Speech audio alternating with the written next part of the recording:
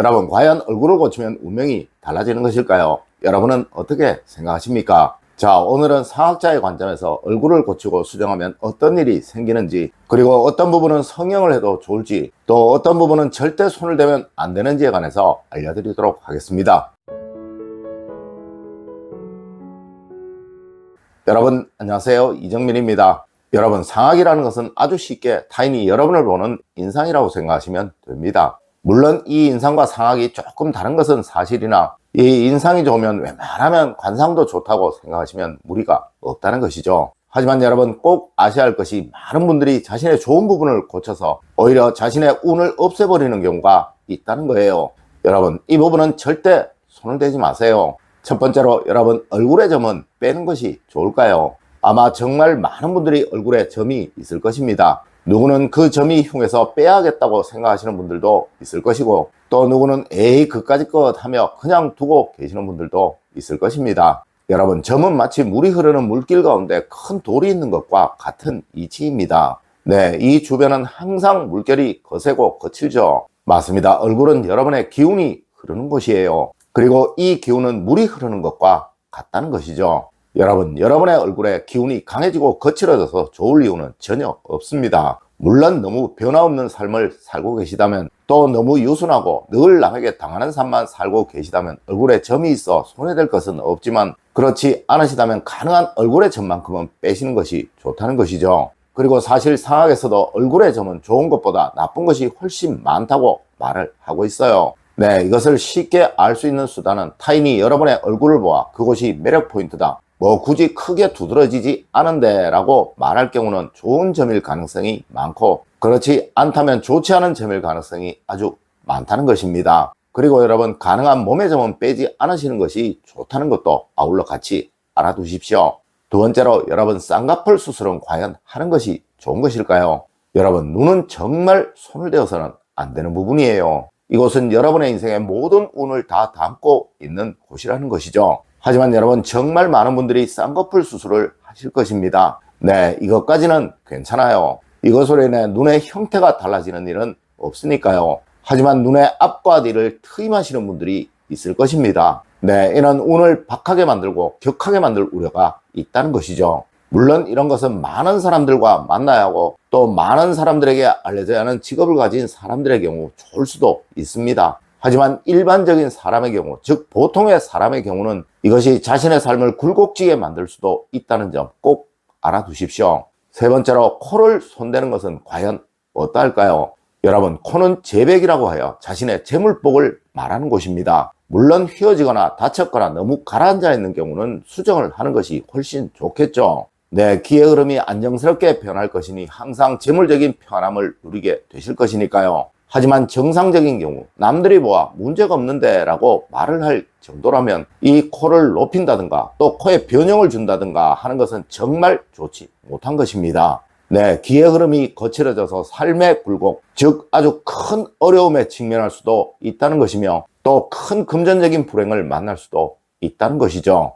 여러분, 특히 콧망울에 손을 대는 것은 정말 좋지 못합니다. 사실 이곳은 두툼하면 아주 좋은 거예요. 네, 아무리 가난해도 반드시 큰 재물복을 누릴 상이라고 말을 하고 있다는 것이죠. 네 번째로, 여러분, 과연 얼굴의 상처는 없애는 것이 좋은 것일까요? 네, 이것은 무조건 없애는 것이 좋은 것입니다. 여러분, 얼굴에 상처가 생겼다는 것은 삶에 큰 변화가 생길 것임을 암시하는 것이고, 또 이는 절대 좋은 방향으로의 변화가 아니라는 것이죠. 네, 상학자들은 얼굴에 난 여드름도 흉 생긴다고 터뜨리지 말라고 말할 정도라는 것입니다.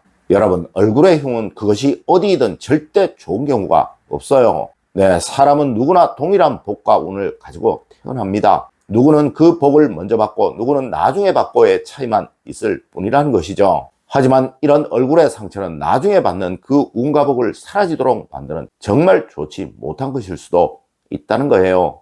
다섯 번째로, 여러분, 팔자주름이 보기에 흉하다. 과연 이거 어떻게 해야 할까요? 네, 이것을 여러분들은 팔자주름이라고 말을 할 것이지만, 우리 상학에서는 이것을 범령이라고 말을 합니다. 여러분, 상이 좋다고 말을 하는 사람치고 절대 이 팔자주름이 없는 사람이 없으며, 그리고 또 이것이 크고 멋있지 않은 사람은 없습니다. 네, 이것은 절대 손을 대면 안 되는 거예요. 여러분, 이곳은 여러분의 재물 창고를 가두는 벽과 같은 곳이라 이곳에 손을 대면 그 벽을 없애는 것과 같은 것이 되는 것입니다. 자, 여러분, 길가에 재물을 쌓아두면 누가 가져가도 다 가져가겠죠? 맞습니다. 이곳에 손을 대면 여러분의 재물복은 모두 사라지게 된다는 것입니다. 여러분, 이곳은 정말 웬만해서는 손을 대지 마세요. 여섯 번째로, 눈가의 주름은 과연 없애는 것이 좋은 것일까요? 아마 정말 많은 분들이 눈가의 주름으로 인해 고민하시기도 할 것입니다. 여러분, 이 눈가의 주름은 두 가지로 구분이 됩니다. 네, 잔주름과 깊은 주름이 그것인데요. 여러분, 눈가의 잔주름은 정말 아주 좋은 거예요. 이것이 있다는 것은 향후에 여러분의 삶이 아주 행복한 삶이 될 것이라는 징표라는 것이죠. 물론 깊은 주름은 좋지 못합니다. 이것은 말년에 불행해질 것임을 암시하는 거예요. 하여 후자의 주름이라면 부드럽게 하시든가 아니면 없애든가 하면 좋겠지만 절대 전자의 주름, 즉 잔주름만은 손대지 마시고 또 그냥 두시도록 하세요. 네, 그것이 여러분의 멋진 말년을 기약하는 표시입니다.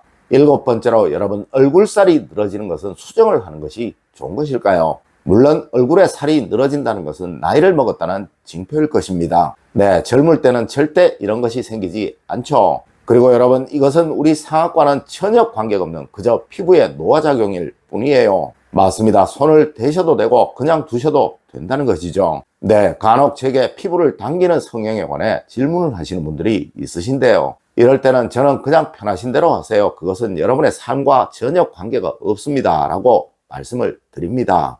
여덟 번째로, 여러분, 이마의 주름은 과연 펴는 것이 좋은 것일까요? 여러분, 이마는 하늘의 천기가 제일 먼저 나의 몸에 임하는 곳이라고 우리 상학에서는 말을 합니다. 네, 이 천기는 크고 강하기에 이마가 튼실하지 못한 사람은 늘 부족한 삶을 살게 된다고 우리 상학에서는 말을 하고 있다는 것이죠. 맞습니다. 여러분, 이마의 주름은 없으면 없을수록 좋은 거예요. 특히 깊이 파인 주름은 삶의 굴곡을 말하는 것이니 노후가 불행해질 수 있다는 암시기도 한 것이라는 거죠. 물론 미간이 좁은 사람의 경우에는 오히려 이마의 주름이 좋은 역할을 하기도 하지만 사실 웬만한 사람은 이런 경우가 거의 잘 없습니다. 네, 이마의 주름은 생기지 않는 것이 가장 좋으며 혹 생기시거든 이것은 꼭 펴는 것이 여러분의 삶의 고난을 방지하는 좋은 수단이 될 수 있다는 것이죠. 여러분, 사람은 인상을 바꾸면 참 좋아지죠. 네, 관상도 그런 것입니다. 이것은 인위적이든 필연적이든 바뀌면 바뀐 대로의 삶을 살아가게 된다는 거예요. 네, 좋은 관상, 좋은 인상을 만드시려고 늘 노력하세요. 그것은 여러분의 삶에 아주 큰 작용을 합니다. 맞습니다. 운이 들어오고 또 운의 활동이 아주 활발해질 때는 제일 먼저 얼굴부터 바뀌고 또 변화되는 거예요. 여러분, 오늘 제가 알려드린 이야기 꼭 명심하셔서 늘 행복한 또 번영된 삶을 살아가시는 여러분이 되시길 기원드리며 오늘의 이야기를 마치도록 하겠습니다. 늘 올바른 학문과 올바른 지식을 여러분들께 전하도록 노력하겠습니다. 여러분, 긴 시간 감사드립니다. 감사합니다.